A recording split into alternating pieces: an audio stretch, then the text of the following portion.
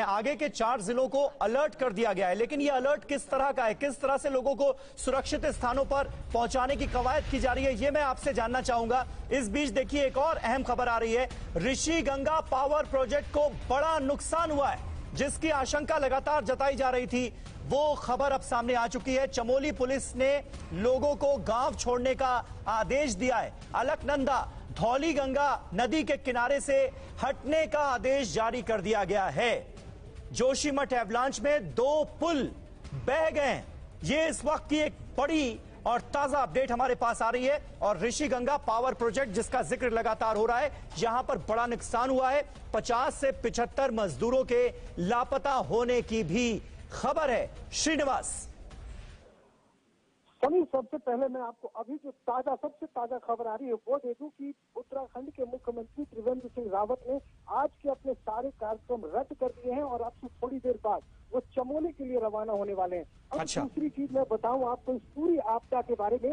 ये जो जगह बताया जा रहा है, अगर आप जोशीमठ को जानते हैं तो जोशीमठ से बाएं हाथ की तरफ जब आप जाएंगे एक सड़क जाती है बद्रीनाथ की तरफ, लेकिन अब दाहिने की तरफ जाएंगे उस साइड है तपोवन और ये Rishiganga power project. Rishiganga power project बहुत बड़ा प्रोजेक्ट नहीं है, लेकिन उसके नीचे ही एनटीपीसी का पावर प्रोजेक्ट है और खतरा तब और बढ़ जाएगा जब ये पानी नीचे बहता हुआ कर्णप्रयाग गोचर से होता हुआ रुद्रप्रयाग पहुंचेगा और वहां इसके साथ धौलीगंगा, अलकनंदा और मंदाकिनी का प्रवाह भी मिलेगा। और सबसे ज्यादा खतरा जो अभी है वो श्रीनगर के डैम पे है और श्रीनगर में जो धारी देवी का मंदिर है उसको फिलहाल खाली करा दिया गया है और जब पानी वहां पहुंचेगा वहां डैम खोलने पड़ेंगे और डैम खोलने के बाद ऋषिकेश, हरिद्वार। बहुत अहम जानकारियां आप श्रीनिवास हमें दे रहे हैं। और अभी अभी हमारे संवाददाता श्रीनिवास ने यह भी खबर दी है कि उत्तराखंड के सीएम त्रिवेंद्र सिंह रावत जोशीमठ के लिए रवाना होंगे। थोड़ी देर में वो जोशीमठ के लिए रवाना होंगे, कुछ ही देर में मौके पर पहुंचेंगे सीएम त्रिवेंद्र सिंह रावत।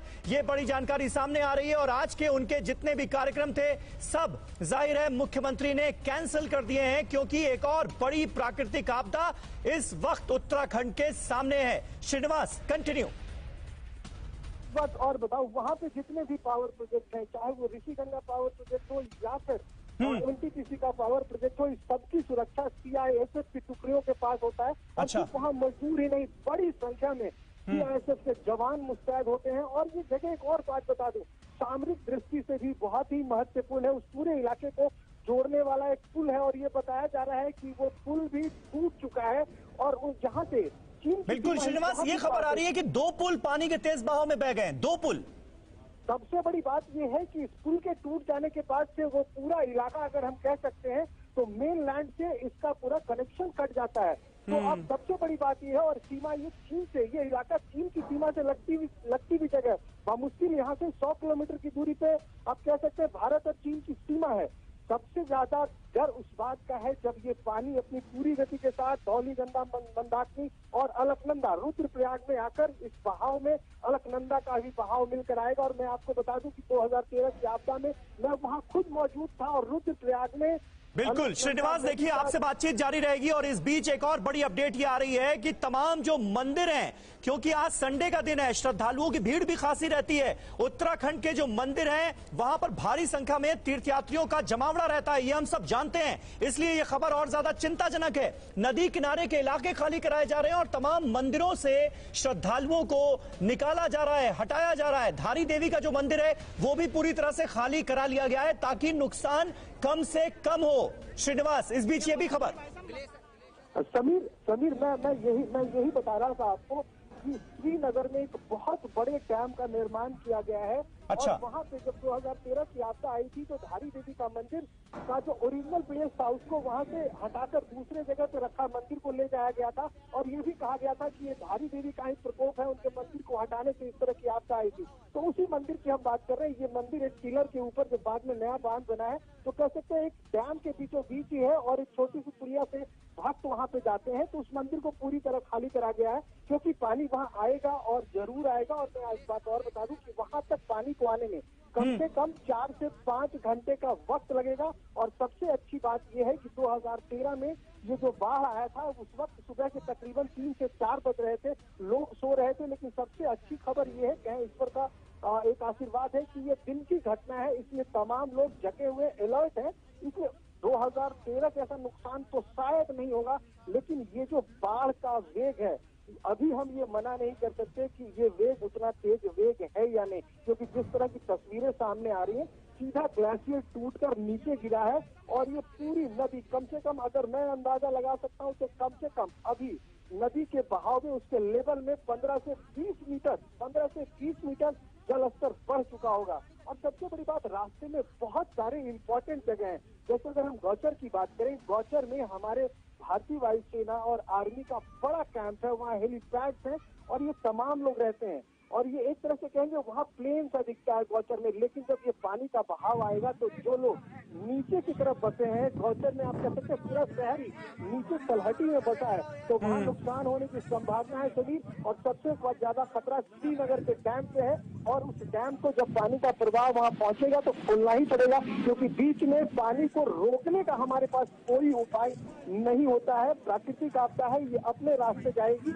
अब जितना बचाव हम कर सकते हैं यही सबसे बड़ी सहूलियत होगी, लेकिन हमें अलर्ट रहना होगा, क्योंकि इसका प्रभाव नीचे हरिद्वार, ऋषिकेश और देहरादून जिले तक आएगा। समीर। बिल्कुल श्रीनिवास, बहुत चिंताजनक खबरें हैं इस वक्त। जो तमाम खबरें उत्तराखंड से हमारे पास आ रही हैं, निश्चित तौर पर कहा जा सकता है कि पैनिक की सिचुएशन क्रिएट करने की बिल्कुल जरूरत नहीं है, लेकिन सावधान हो जाने की बहुत ज्यादा जरूरत है। आसपास के 4 जिलों में पूरी तरह से अलर्ट घोषित कर दिया गया है। जो श्रद्धालुओं से भरे मंदिर हैं वो खाली कराए जा रहे हैं। नदियों के आसपास के इलाकों में लोगों को हटाया जा रहा है, सुरक्षित स्थानों पर पहुंचाया जा रहा है। और एसडीआरएफ की डीआईजी हमारे साथ थोड़ी देर पहले मौजूद थी, उन्होंने ये जानकारी दी कि फायर डिपार्टमेंट हो, पुलिस प्रशासन हो, आईटीबीपी के जवान हो, एसडीआरएफ की टीमें, एनडीआरएफ की टीमें इस वक्त मौके पर पहुंच चुकी हैं। बचाव कार्य शुरू हो चुका है, रेस्क्यू ऑपरेशन में जुट गई हैं ताकि तबाही कम से कम हो। जरा देखते हैं वो चश्मदीद जो इस वक्त मौके पर मौजूद हैं, वो क्या कह रहे हैं। और उससे पहले सुन लेते हैं रेस्क्यू ऑपरेशन की टीम जो है वो इस वक्त मौके पर पहुंच चुकी है। रेस्क्यू ऑपरेशन से जुड़े लोगों का क्या कहना है, सुनते हैं सबसे पहले। ग्लेशियर चमोली में ग्लेशियर टूटने की जो सूचना आई हुई है, हमारे उच्च अधिकारियों ने हमको आदेश किया कि जितने भी यहाँ पर गंगा किनारे जो जितने भी आवास हैं और जितने भी मजदूर किस्म के लोग रहते हैं, उसे तत्काल प्रभाव से इसे खाली कराया जा रहा है। और यहाँ पर जल पुलिस और लोकल पुलिस की मदद से हम लोग यहाँ पर गंगा के घाट को खाली करा रहे हैं। आप लोगों की किस तरह की तैयारियां हम लोगों ने यहाँ पर जल पुलिस बुला ली है और सभी लाइफ जैकेट हम लोगों ने पहन लिए हैं। और जब तक हम लोग संपर्क भी कर रहे हैं, ऊपर पहाड़ के जितने भी पुलिस हैं उनसे हम संपर्क भी कर रहे हैं कि पानी की स्थिति हम जानना भी लगातार पता कर रहे हैं। कब तक पहुंच जाएगा सर पानी? अभी इस बारे में कह नहीं सकते हैं। अभी तक सूचना जो आई है रुद्रप्रयाग तक नहीं पहुंचने की पानी आई है।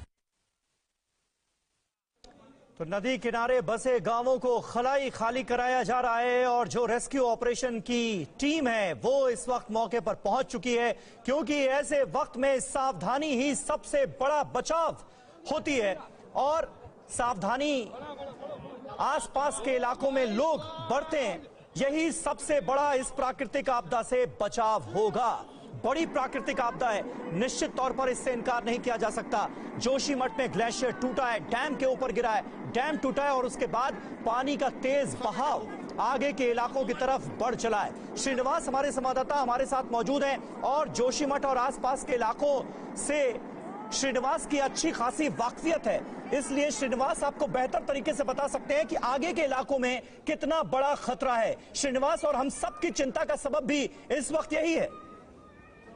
समीर, देखिए मैं आपको बताऊं, जैसे जैसे ये बाढ़ का पानी नीचे आता जाएगा, इसकी प्रवाह भी तेज होती जाएगी और इसकी रुद्रता भी बढ़ती जाएगी, क्योंकि जब ऊपर से पानी नीचे पे आएगा तो इसका वेग बढ़ेगा। और सबसे बड़ी बात, बीच रास्ते में 3-4 बड़ी नदियां इसमें मिलेगी। रुद्रप्रयाग के बाद आकर इसमें अलकनंदा मिलेगी, मंदाकिनी मिलेगी, और ऐसे करते हुए तमाम ये आप कह सकते हैं वॉल्यूम बढ़ता ही जाएगा। सबसे बड़ी चिंता यही है कि चमोली जिले की बात कर रहे हैं तो अभी तक वहां से पानी अब नीचे आ चुका होगा। तो अमूमन देखा जाता है इस तरह की जब आपदाएं आती हैं तो वहां से पानी नीचे आ चुका होगा। अब खतरा नीचे के इलाकों में बढ़ता जा रहा है। सबसे पहले इसकी चपेट में जो इलाका आएगा वो रुद्रप्रयाग के आसपास का इलाका है। अच्छा। रुद्रप्रयाग के पहले गोचर, कर्णप्रयाग, ये तमाम जगह हैं जहाँ पे और भी बहुत सारे पावर प्रोजेक्ट के काम चल रहे हैं। जैसे मैं आपको बताऊं कि गोचर के पास एक बहुत बड़ा पावर प्रोजेक्ट का काम चल रहा है, उसे भी क्षति पहुंचेगी। और सबसे बड़ा खतरा जो है वो है श्रीनगर में। श्रीनगर में एनटीपीसी का बहुत बड़ा डैम बनाया गया